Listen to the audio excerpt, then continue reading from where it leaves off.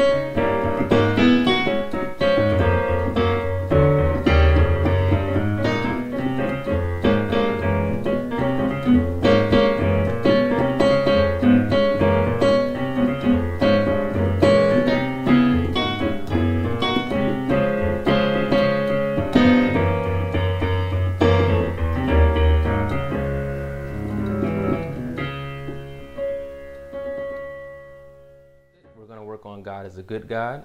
Okay, so let's get right to it. Firstly, we're in the key of D flat.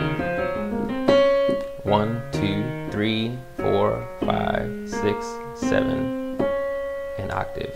Okay, so if I refer to numbers, that's what I'm saying. That's the scale.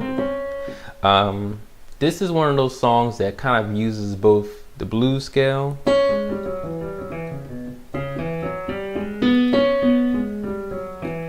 okay, that uses a 1, a flat 3, a 4, flat 5, 5, flat 7, and 1. Okay. As well as the major scale. And actually makes a good use of 7th chords. Okay. So really, you're hardly ever using this major 7 here, using the dominant or flat 7. Okay. All right. Starting with the melody, you probably have somebody singing.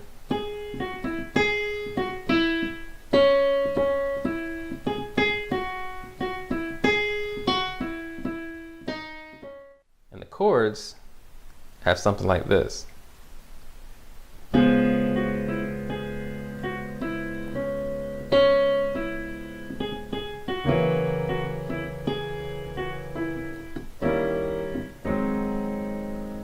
Okay.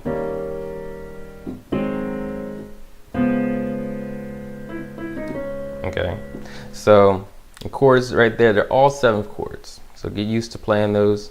You play your major triad. You just add the dominant or flat 7 to it. Okay. And even though here you got an E with an F, on the bottom you're playing an F in the chord, but in the melody you hear that minor third. Okay, instead of the flat third, instead of the regular third, you have the flat third. And gospel blues does that a lot. You know, you'll be playing stuff and it won't have a minor, but you can put a minor in it, or it will have a minor, but you can put a regular third in there. Okay, a major third in there. Okay. And so you got your D flat 7 chord, you got your G flat 7 chord, you just got it in a different inversion, and then you go back to your D flat 7, and then you got your E flat, which you play different places. I think I played it like this way before. Okay, E flat 7, A flat 7. Okay, and that's your basic chords there. And so we'll get to a course, we can do that more with our right hand as well. Matter of fact, let me do that now. So I'm gonna play in a slightly different position, but you know, you want to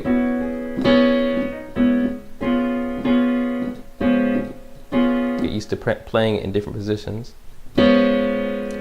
God is a good God, yes He is.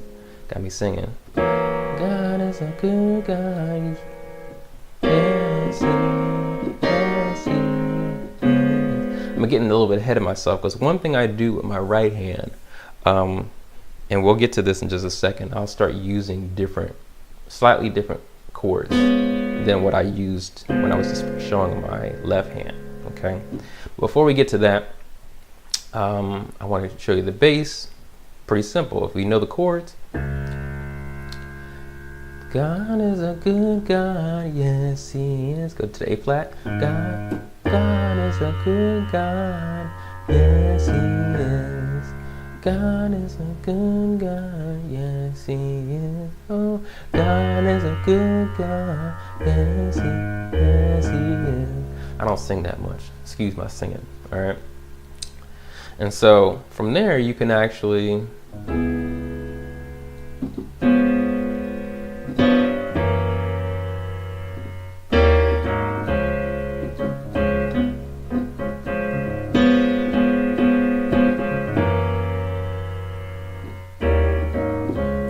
so I'm already starting to change this chord on the right hand.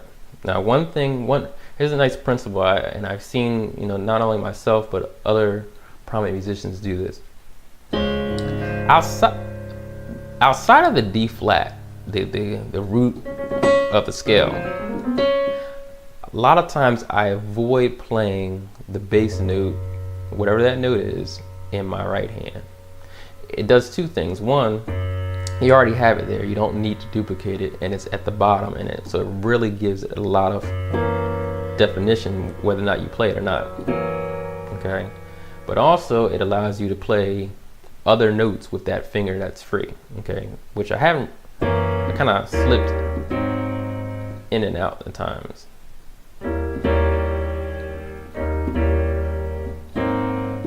Alright, so now my right hand can actually do this. Okay, I could do all different things there, but one thing I'm doing here, that's still the same. Okay, when I go to my G flat, all right, now I got this here. I got the 7, the dominant 7, that is the 3, and the 5 of that chord. And sometimes I'll add that 9. This is a 9. It's a 9 because, once again, you got 1 of this chord. This is the 1 of the chord. Okay, you got the octave. The octave is 8. That's 9. You can think of it also as 2. But usually when you spell it in a chord, because you have all those notes, 1, 3, 5, 7, 9. Okay, so that's a little bit of theory behind that. Okay, and so, and of course I'm playing it here, 1, 3, 5, 7, 9. It's just an inversion, that's all it is. Okay, a little theory there. Okay, once again, I got the 1, 3, 5, 7. I got a flat 9, which makes use of that, the minor 3 in the scale. Okay. And here, instead of doing this, sometimes I do this. Okay. Either way is good. But you notice I'm not using the A flat in there. You can use both the 9 and the 3 there. So 1, 3, 5, 7, 9. So you got a 9th chord, and you're not using, except all you're using is those 5 fingers, 1 in your left hand, 4 in your right. Okay. Instead of doing this, where now you're using 4 fingers, but you're only doing 4. It's 5 fingers rather, but you're only doing 4 notes. So the idea is basically you can maximize how deep the chord is when you don't duplicate on both sides. Okay.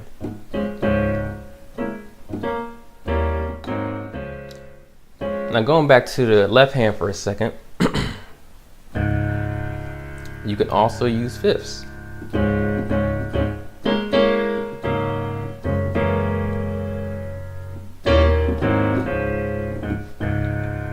So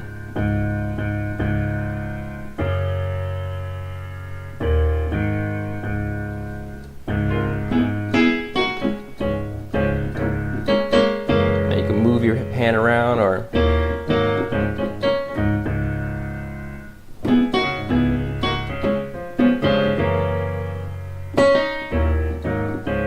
okay. And of course my right hand is already starting to go crazy here. I'll get back to that in a second. I want to stay with the left hand for a little bit. So there's a couple things you could do there. We've got single notes, you got the fifths, you got octaves. So you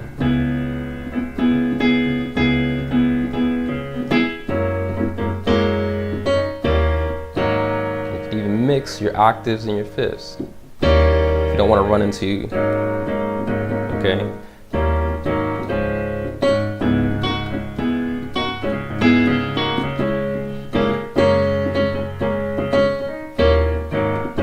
Okay. And if you got your hand already used to, what I do is a lot of times I already have my hand in position to do the 1, the 5, and the octave. Okay. And what that does is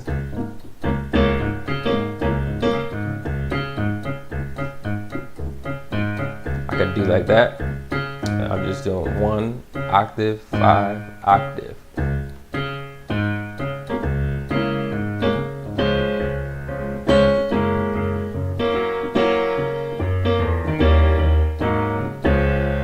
Okay. So there's different things you can do there. Got notes, fifths together, octaves together, arpeggiated fifths and octaves. Okay, got a lot of different choices there, so play around with each one of those, and when you're playing, vary it up. You don't have to play the same way the entire time. It's going to give you more variety as you play. Okay, I'll go back to the right hand in a second. Before I do, I want to talk about some of these passing bass notes. So, God is a good God, yes He is. I'm going to this G flat, so I can use the half step up principle. I'm going to go up a half step and come down to the note I'm going to. Once again, half step up. Okay, so half step up, down to the note, half step up, down to the note, up to the 5, and 1. If you go a half step up, guess what else you can do? You can do a half step down. You can mix it up, you know. Sometimes I think of it in terms of half step up, half step down. Sometimes I think of it in terms of I'm going to go to the note before it in the direction that I'm going. So that I'm going one direction and then to that destination from here to here. So what's in between? Right here. Okay. Or I can go on the opposite. I can kind of jump up ahead and land.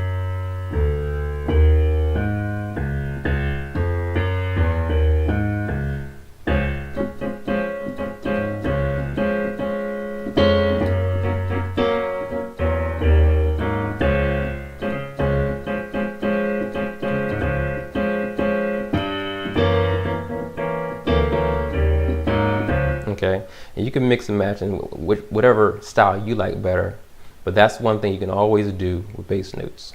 Just add that half step up, half step below to get to that note. Okay.